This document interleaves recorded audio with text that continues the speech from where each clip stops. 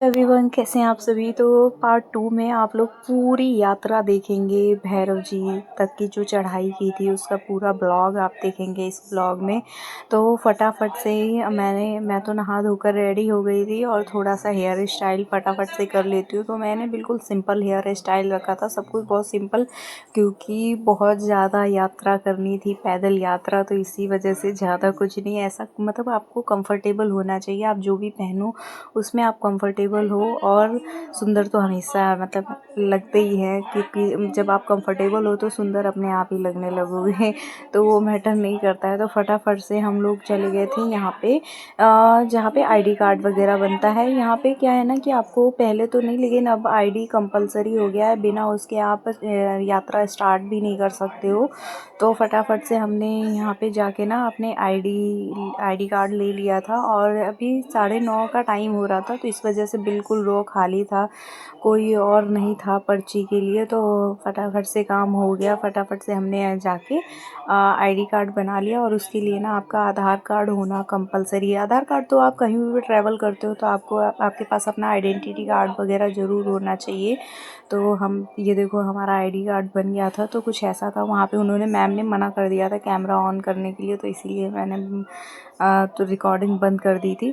और फिर हम जैसे ही थोड़ा आगे आए तो वहाँ पे ना एक ये भी चीज़ है कि आप बिना लहसुन प्याज के ही खा के यात्रा शुरू करो तो ज़्यादा अच्छा रहता है। हालांकि सुबह तो मैंने खा लिया था गलती से, लेकिन इस टाइम मैंने जो खाना खाया था बिना प्याज लहसुन के था। तो फटाफट से हमने थोड़ा हल्का फुल्का खाना खाया। और उसके बाद होटल से ही वैन प्रोवाइड होती है हमें, कुछ मतलब कुछ दूर तक छोड़ते हैं वो लोग ले जाके।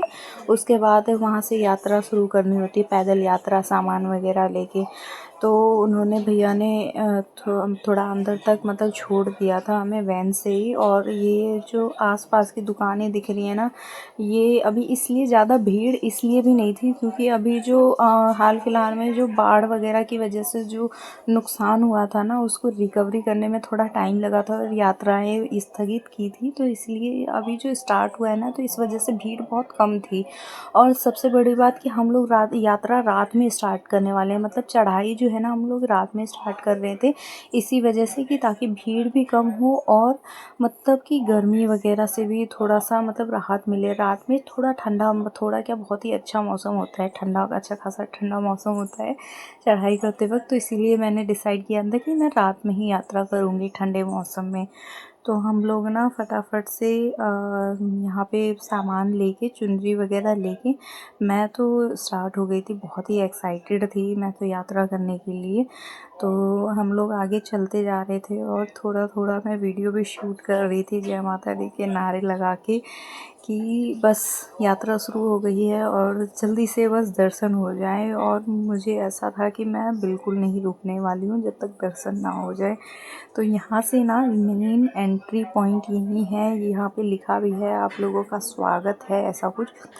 अब जो तो है ना यात्रा हमारी पूरी यहीं। चढ़ाई हमें यहाँ से स्टार्ट करनी थी। अभी तो उससे पहले 1-1.5 किलोमीटर हम ऐसे ही चल के आ जाते हैं। मतलब कि टोटल जो इसकी चढ़ाई है ना, माता रानी का वैष्णो देवी में जो चढ़ाई टोटल बोलते हैं 14 किलोमीटर की है माता तक की। और उसके बाद फिर 2.5 किलोमीटर भैरव जी का है। लेकिन वो सिर्फ 2.5 किलोमीटर सिर्फ कहने के लिए है, हर जगह ना मतलब बहुत ज़्यादा चढ़ाई है सच में।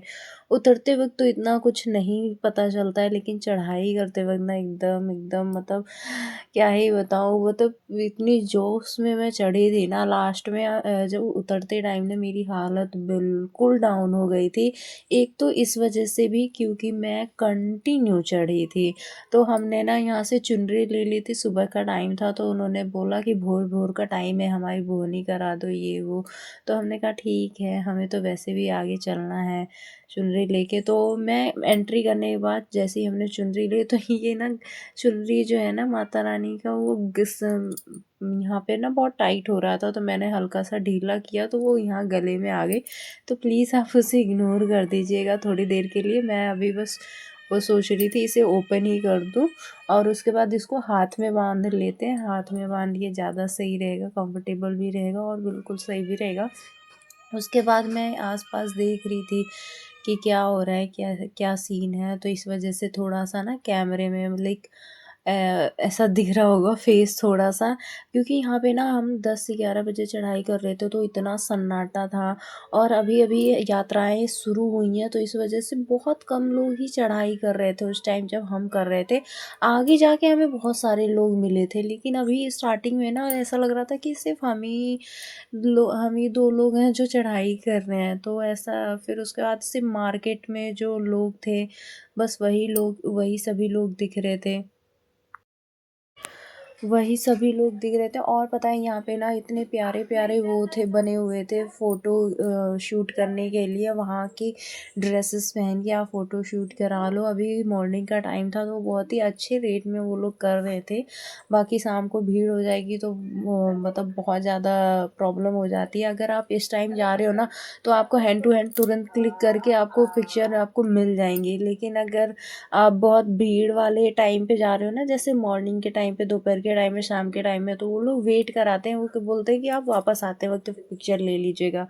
तो वो हम लोग चढ़ाई करते जा रहे थे। अभी की चढ़ाई तो बहुत ही ठीक थी, मतलब ज़्यादा वैसा नहीं लग रहा था क्योंकि अभी स्टार्टिंग थी। और स्टार्टिंग में पता है फिर भी इतने ही दूर आते आते ना मैं तो ब्रेक ले लेके बैठ रही थी। यहाँ पे सबसे पहले माता का मंदिर है जहाँ पे मतलब हमने दर्शन किए, पर सबसे पहले ही माँ का आशीर्वाद मिल गया था और इतना प्यारा मंदिर था। उसके बाद हम लोग आगे चढ़ते गए। वीडियो शूट करने का तो टाइम ही नहीं मिला था, हालत डाउन हो जा रही थी। ये है अर्धकुमारी से 2 किलोमीटर पहले का वीडियो। मैं वही वीडियो में बोल रही थी कि अब हम अर्धकुमारी में 2 घंटे में मतलब 2 किलोमीटर और चलना है, उसके बाद हम अर्धकुमारी पहुंच जाएंगे दर्शन के लिए। और हम लोग ना अभी थोड़ा सा मतलब मुझे लगा कि अभी हम बच्चे हैं तो चलो ठीक है सीढ़ियाँ ले लेते हैं। सीढ़ियाँ मतलब बहुत ही मुझे मैं नहीं कह सकती, बहुत ही अच्छा डिसीजन था या जो भी था। आप लोग हो सके तो आप पैदल यात्रा वैसे ही प्लेन वाले रास्ते से कीजिएगा। सीढ़ियाँ लेना और भी ज़्यादा मतलब थका देता है, पैर एकदम घड़ जाते हैं एकदम, क्योंकि ये चढ़ाई ना एकदम खड़ी चढ़ाई होने लगती है। ऊपर जाते जाते जाते जाते ना तो आगे की तरफ मूव करना बहुत ही मुश्किल हो जाता है। बहुत से लोग मतलब घोड़े से जा रहे थे, बहुत से लोग मतलब अलग-अलग, मतलब अब तो बहुत सारी सुविधाएँ हो गई हैं, तो कुछ लोग डंडी लेके भी चढ़ रहे थे। मैंने सोचा अभी तो थोड़ा पैर हाथों में जान है तो फिर क्या ही डंडी वगैरह लेना, तो इसीलिए मैंने तो नहीं ली थी। वरना वो लकड़ी का डंडा आपको मिलता है क्योंकि आप ना आगे की तरफ ऐसे मूव करते हो, ऊपर की तरफ ना खड़ी चढ़ाई है तो उसमें आपको बहुत ज़्यादा जोर लगाने की ज़रूरत नहीं होती, तो आप जैसे भी कंफर्टेबल हो वहाँ वैसे चढ़ाई कर सकते हो। मैं तो अभी मतलब कर सकती थी ऐसे ही बिना डंडे बिना उस सहारे के। तो बस माता रानी का जयकारे का सहारा था, माता रानी के नाम का सहारा था, तो इस वजह से हो गई चढ़ाई मेरी। और मैं आपको सच बता रही हूँ, मैं नॉन स्टॉप चढ़ाई मैंने की है। बीच बीच में थोड़ा मतलब 1 या 2 मिनट मैंने ब्रेक लिया होगा कि थोड़ी थोड़ी दूर पे, मतलब जैसा होता है ना सिटिंग का वो व्यवस्था है, तो बस इतना ही बैठ रही थी। अदरवाइज़ मैंने रात के 10 बजे चढ़ाई स्टार्ट की और मैं सुबह 8 बजे तक मैंने भैरव जी के दर्शन वर्शन, आरती के बाद भी सब कुछ मतलब मेरा हो गया था दर्शन बहुत ही अच्छे से। तो अब हम माता रानी के भवन की तरफ मतलब आगे और बढ़े जा रहे थे, बढ़े जा रहे थे। सच में बहुत ही ज़्यादा थक गई थी। मैं आपको चेहरे से तो नहीं पता चलेगा, लेकिन सच में मैं बता नहीं सकती कितनी ज़्यादा हालत डाउन हो रही थी। और मतलब मन में ऐसा होता है ना कि जब तक माता रानी के दर्शन ना हो जाए तो ऐसा लगता है अभी और कितनी दूर है, कितनी दूर है माता रानी भी, मतलब कहाँ वो जाके बसी हैं एकदम पहाड़ों पे। मतलब ऐसा होता है कि मेरे हस्बैंड तो बोल देते कि क्या वो नीचे नहीं मतलब रह सकते थे क्या, माता रानी तो ऊपर जाके बसने की क्या ज़रूरत थी उनको। तो मतलब ऐसे ही बस थोड़ा-सा होता है, क्योंकि ना जब हम आगे की तरफ चढ़ाई करते हैं ना तो और इतनी लंबी यात्रा, मतलब बहुत ही लंबी यात्रा, तो ऐसा लगता है कि यार जल्दी से दर्शन हो जाए, कब और कितने स्टेप चढ़ने हैं, ऐसा लगता है मतलब थोड़ा-सा। तो इस वजह से हमें तो फिर उसके बाद हमें लगभग 1:30 बजे माता रानी के दर्शन हो गए थे। अर्धकुमारी का ना फ़ोन वगैरह पहले ही रखवा लेते, तो इसलिए मैं वीडियो वगैरह वहाँ पे शूट ही नहीं कर पाई। माता रानी के दरबार से भी 1 किलोमीटर पहले ही फ़ोन वगैरह जमा करा लेते हैं वहाँ पे। अगर आपको नहाना है, नहा के जाइए, तो वो सारी चीज़ें, सारी व्यवस्था है वहाँ पे। तो यहाँ पे हम लोग ना अब वो माता रानी के दर्शन कर चुके थे, तो हमें सुबह का टाइम हो गया था, 4-5 बजे, 5 बज गए थे शायद, 5 या 6 बज गए थे। तो उस टाइम कुछ ऐसा व्यू था पीछे, बहुत ही प्यारा व्यू था। उसके बाद हमने कहा कि ठीक है, अब भैरव जी की चढ़ाई कर लेते हैं। उसके बाद हमने फ़ोन रखा साइड में और भैरव जी के दर्शन किए। कहते हैं कि बिना भैरव जी के दर्शन के माता रानी की यात्रा पूरी नहीं मानी जाती है। आप वहाँ तक जाओ और भैरव जी के दर्शन ना करो किसी वजह से, तो आपकी मतलब यात्रा का पूरा फल नहीं मिलता है।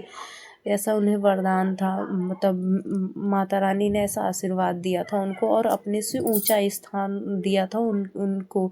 इसी वजह से सबसे ऊंचे पे है वो, और आपको चढ़ाई करनी ही पड़ती है। भैरव जी की चढ़ाई तो और भी मुश्किल है, एकदम खड़ी चढ़ाई, एकदम खड़ी चढ़ाई। जो लोग गए हैं ना, आप लोग प्लीज़ कमेंट करके बताना कि आप लोगों का कैसा एक्सपीरियंस रहा।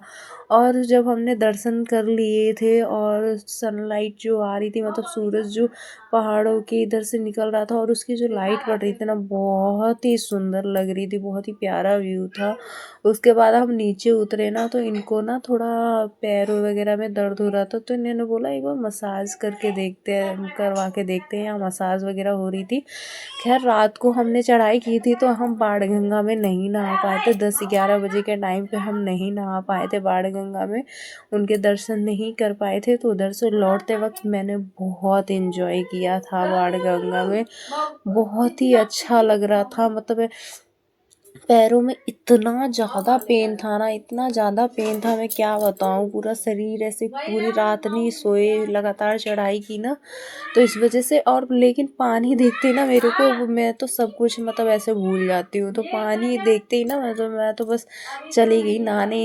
इन्होंने तो मना कर दिया, इन्होंने बोला मैं तो नहीं आ सकता पानी में, आप ही जाओ। तो उसके बाद मैंने ना तो सच में बहुत ही इंजॉय किया था। और वहाँ पे मतलब बाणगंगा में और भी साइड में जो पुल वगैरह बने थे, वहाँ पे आप मतलब आराम से नहा सकते हो। बाकी मैं तो इधर फ़ोटो वगैरह क्लिक कराने के चक्कर में मैं इधर नहा रही थी। उसके बाद हम लोग फिर निकल गए घर की तरफ। और हमारा सफ़र मतलब बहुत ही अप डाउन रहा, और बहुत ही मतलब ऐसी ऐसी चीज़ें हुई कि मैं वो सारी चीज़ें एक वीडियो में नहीं बता सकती सच में। लेकिन सच में बहुत ही अच्छा लगा। उसके बाद हमने उधर से ट्रेन की टिकट ऑलरेडी कर ली थी पहले ही, 2 दिन पहले ही, तो इसीलिए हम ईज़िली ट्रेन में मतलब हम सफ़र कर पाए। वरना बस से तो बहुत ज़्यादा प्रॉब्लम होती है, आप बस से ना ही जाएँ तो अच्छा है। और यहाँ पे जो है ना, ये अंकल जी ना फ्री में मतलब पानी की सेवा चला रहे थे, वो बहुत ही अच्छा लगा मुझे, तो इसलिए मैंने शूट कर लिया था। और उसके बाद जल्दी ही दिल्ली आने वाला था, तो मैंने ये ट्रेन जब ऐसे मूव करती है ना, ऐसे मुड़ती है ना, वो मुझे बहुत ही सुंदर लगता है। मतलब जब भी मैं गाँव वगैरह जाती हूँ ना, तो जब भी ट्रेन का ऐसे कोई मोड़ आता है ना, तो मुझे सच में बहुत ही प्यारा लगता है, तो इसीलिए मैं शूट कर लेती हूँ। और नेक्स्ट दिन दिवाली थी, तो परिवार के साथ दिवाली भी मैं सेलिब्रेट कर लूँगी, ये भी बहुत ही अच्छी बात थी। तो इसी तरह मेरी यात्रा पूरी संपन्न हुई। घर आके मैंने नेक्स्ट डे कन्या वगैरह खिला के पूरा वो हो जाएगा मेरा। और मिलते हैं एक नए ब्लॉग के साथ।